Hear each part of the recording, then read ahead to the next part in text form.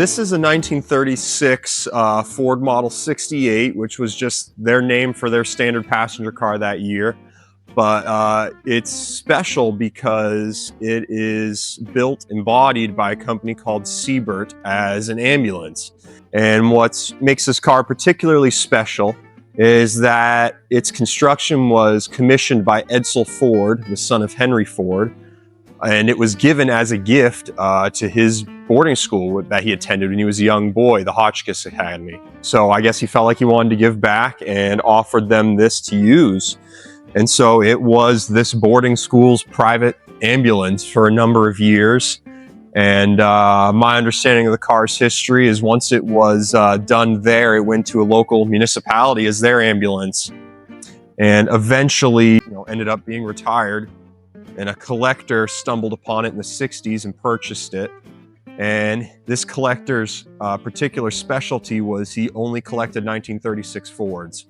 And so he was kind of out to find one of each type. This was restored by him in the 80s through the 90s.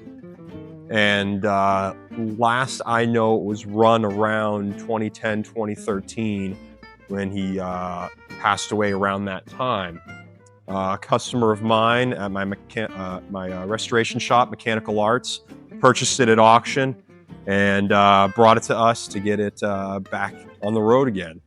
And overall, they did a good job restoring it, but just had some issues from sitting. The engine block had froze and cracked during its storage, so we had to replace the engine block. We went through the brakes, did a lot of wiring work, because there's a lot of unique period emergency equipment, the lights and the sirens that we restored and got back into operation again. The main feature is the ambulance body itself. Now, ambulances in 1936 were not like ambulances that we have today. You got very minimal care on your way to the hospital, where you probably got minimal care by today's standards, but they're low body. Most ambulances were built on car chassis like this back then, whereas today ambulances are built on van or large truck chassis, so they're heavy and tall, and you have all this room for equipment, room to stand, room to work. But at this time, of course, they're built on car chassis, so you're crouched in there, you don't have as much room for equipment, certainly no room to stand. There's barely enough room for a person alongside the stretcher, but that was standard at the time. And so you got two doors for access on either side, a barn door in the back to wheel the stretcher in and out of.